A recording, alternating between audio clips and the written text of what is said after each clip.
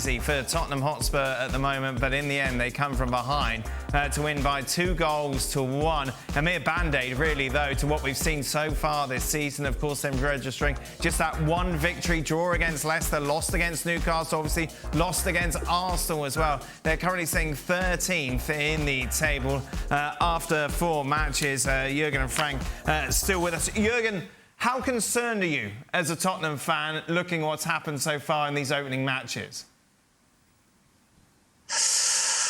I'm not too concerned, obviously. I would love to, as many fans, to stop getting goals by corner kicks from the opponents. No, I don't think he lost his magic. No, I think he's a very, very, very good coach, and they done well last year.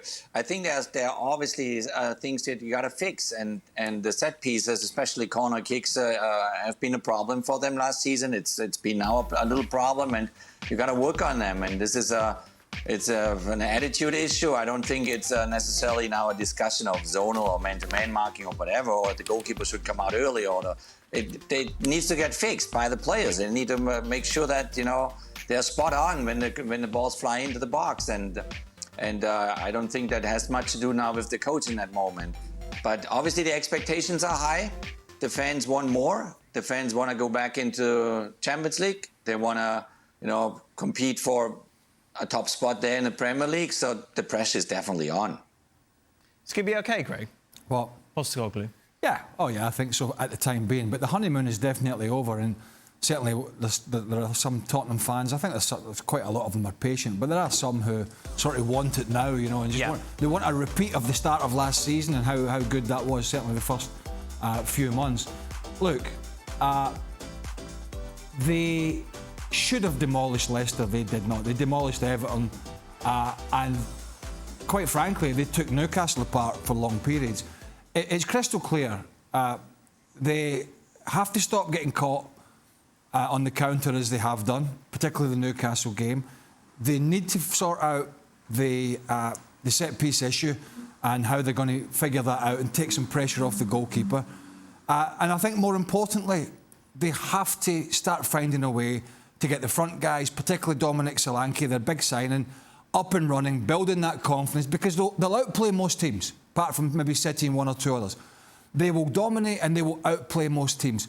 But they've got to polish the rough edges of those areas I've talked about. If they can do that and start taking the amount of pressure they have in the final third into being clinical, I think we'll see them climbing the table. If that doesn't happen, there's going to be a lot of pressure on them. There is no doubt about that. But I, for one, think he's a good coach, but it's not been a particularly good start to the season. The issues of the set pieces, though, is that everybody's paying attention. It's not just us that like to talk about set pieces. Well, there isn't a day go by. Yes, that's right. Set pieces apparently is what we talk about. It's really what we talked about after that match. Everybody else is paying attention too. Right. And everybody else plays the game in the Premier League, and they'll be paying attention, and they'll be trying to do the same thing, because it's now an area of concern and an area that you can expose where Spurs are vulnerable. And so now not everybody's going to be with the quality of Bukayo Saka in terms of his delivery, or Odegaard, or whoever it may be from Arsenal's perspective. But teams are going to try to do exactly the same thing. And it becomes a mental struggle for a team that continues to give up set-piece goals, because whenever there's a set-piece, which undoubtedly they're going to be during the course of a match, everybody gets a little edgy. Everybody gets a little nervous, because now you're not too sure as to what you're doing. That's an area that has to be addressed and can be addressed. And it can be directly addressed in training. It's something that can be worked on. Now, players get a little edgy when it comes to training set pieces. Why are we doing this? Why are we doing this? Why are we doing this? It's a waste of time. Well, no, it isn't. Because obviously you haven't proven that you can defend them. Up until Spurs prove that they can consistently defend set pieces, teams are going to continue to go after them, and they're going to continue to go after Vicario. I was interested with your rhetoric around the Brennan Johnson winner.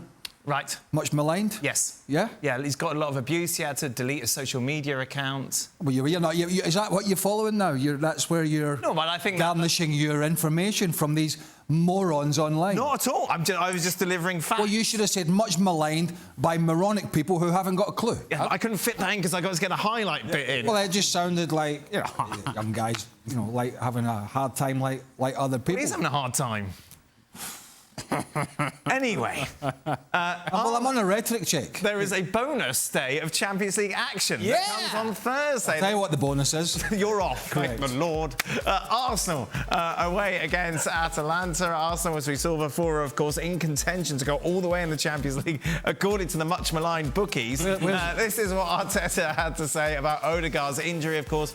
Didn't feature at the weekend after picking up that injury in international break. The scans show that he's got some damage, especially on one of the ligaments in the ankle. It's something quite significant. So we're going to lose him for a while. This was, of course, the big talking point, wasn't it, going into the North London derby? How Arsenal cope? They cope fine in that tie, Craig. Long term, obviously, it's a blow, but is it a blow that they can deal with? I think so. I think so. And I think it's about building a squad, which they've been doing over the last couple of years. But others, and I'll say it again, others will have to step up, which they did at the weekend. By the sounds of this, the sort of 3 weeks, 2 to 3 weeks, is out the window.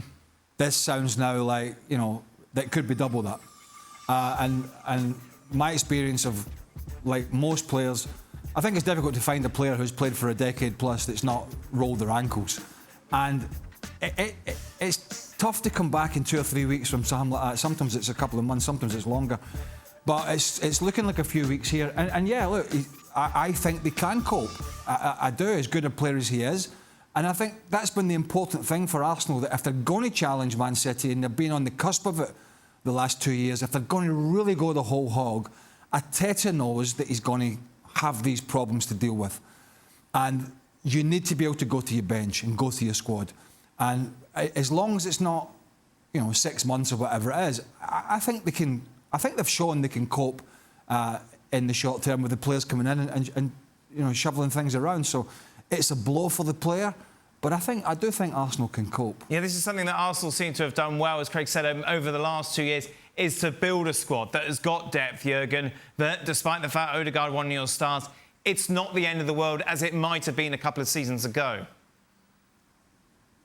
No, absolutely not. I mean, obviously, it's you don't wish a player to be injured and being out for a couple of weeks, but this is just normal, and you got to deal with it. And that's what goes back to, you know, when we watched Man City play Inter Milan, and you looked at both benches and said, holy moly, you know, look at these guys, you know, they're sitting on the bench, you know, and this is the caliber of Champions League teams, you know, who they can kind of send on the field when things are not going the right way, or when people are injured. And I think Arsenal has done a tremendous good job the last couple of seasons to improve that roster more and more and more. And that's why they are highly competitive now, not only for the Premier League title, but also in Europe. It's not only Arsenal in action tomorrow, but also Barcelona as well, away against Monaco. It's been a dream, hasn't it, so far for Hansi Flick. 100% record for Barca in La Liga, looking to continue that in the Champions League. Go into this tie as favourites. Are you surprised how well Hansi Flick has done at Barcelona, given all the obstacles that he's had to get over since joining the Spanish side? I'm extremely, extremely pleased and happy for him that things are going so well in the beginning there in Barcelona. I'm not necessarily surprised, because Hansi Flick is a fantastic player manager, a person manager. He's always very, very good in his relationships with the players, and whatever politics are around him or surrounds him, he can kind of just leave them aside. He ignores them. He's never involved in any discussions, you know, about, you know, what the board says or what the media says or what maybe some sponsor says, you know. And obviously, the magnitude of Barcelona is incredible big, but that's maybe his advantage. You know, he doesn't care about that stuff. And he just kind of focuses on his training sessions and on his relationships with the players. That's why I was a little bit more concerned about, okay, how does it work now in Spanish? You know, he has to learn the language. How fast can that, transition over? But obviously nowadays these teams, they all speak English mostly in the locker rooms. So it seems to work out just fine, and I'm very happy for him.